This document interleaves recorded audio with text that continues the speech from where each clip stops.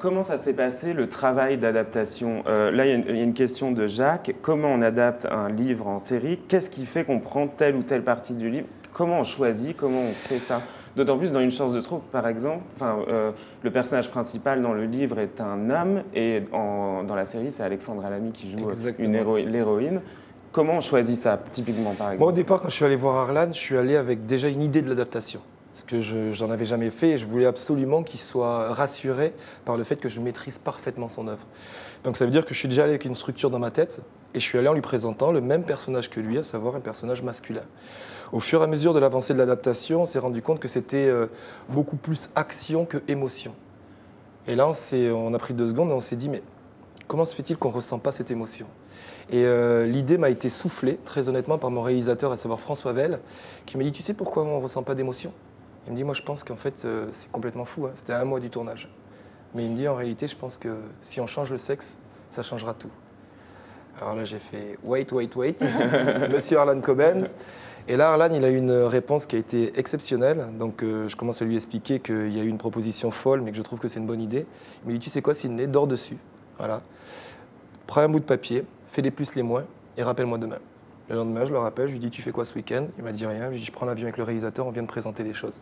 Ce que je voulais, en fait, moi, j'ai un respect de son œuvre et je voulais qu'il prenne conscience des incidences. Parce que c'est pas juste le personnage qui va changer. C'est aussi les personnages qui sont autour, les rapports avec les personnages. Donc il y a certains personnages, il faut prendre la décision si on les change de sexe. Par exemple, les rapports entre une femme et un homme sont forcément différents.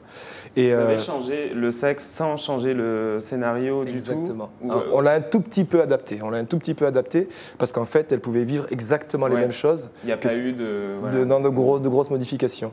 Et Arlan a été séduit immédiatement. Parce qu'il a dit que je pense que c'est une excellente idée. Alors, c'est une des choses que disait Arlan, l'autre jour, quand on s'est croisés à TF1, c'est qu'il disait que une des grandes satisfactions qu'il tirait de ces adaptations récentes, c'est notamment de pouvoir revenir sur une œuvre et éventuellement de la réécrire et de lui donner une vie nouvelle.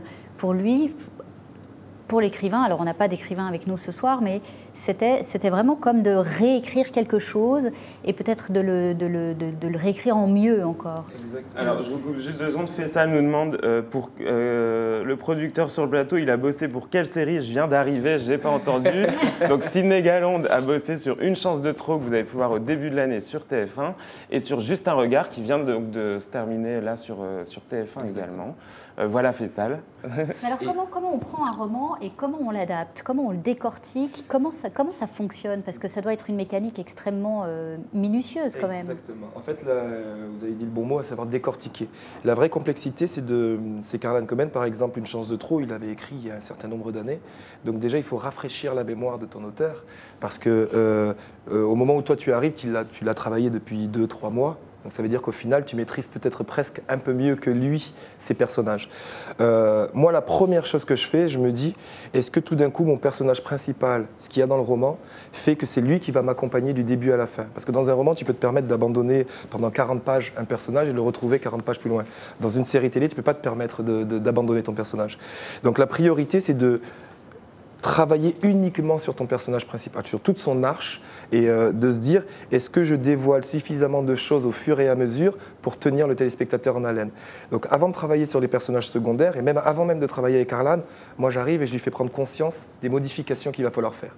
Et là, c'est oui, non, et je vous assure qu'il va falloir argumenter pour accepter de le faire dévier. C'est pas qu'il est compliqué, parce qu'au contraire, il est très ouvert, mais il y a un moment donné, c'est Arlan Coben. Il a vendu 60 millions de romans, il maîtrise parfaitement son œuvre, elle est presque millimétrée. Donc parfois, un petit changement peut avoir un énorme impact sur la suite. Donc c'est priorité au personnage principal et ensuite aller explorer les backstories pour pouvoir donner plus d'ampleur en fait à l'adaptation. Parce qu'un roman d'Arlan Coben, ça doit être entre 300 pages, à peu près 300-400 pages. Et une série, c'est quand même très ample. Donc il faut quand même qu'il y ait de la matière. Vous développez quand même des choses qui ne sont pas forcément aussi développées dans le livre. Exactement. Et ça, c'est une question qu'on se pose immédiatement, c'est de se dire, est-ce qu'on fait cette série pour les fidèles qui ont lu le roman ou est-ce qu'on fait cette série pour que on puisse redécouvrir le roman.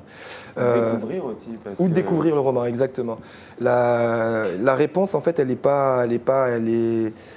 nous appartient. C'est-à-dire que je suis persuadé qu'il y a des lecteurs d'Arlan Coben qui doivent se dire « Oh, pourquoi ils n'ont pas suivi l'histoire ?» Mais je suis persuadé aussi que si on suivait l'histoire, ils auraient l'impression de voir en image quelque chose de moins fort que leur imaginaire aurait pu créer. C'est-à-dire que moi, je dis toujours qu'il y a beaucoup plus de budget quand on imagine les choses que quand on les produit. Donc forcément, c'est déceptif si on essaye de calquer le roman. Donc on essaye d'apporter un nouvel éclairage.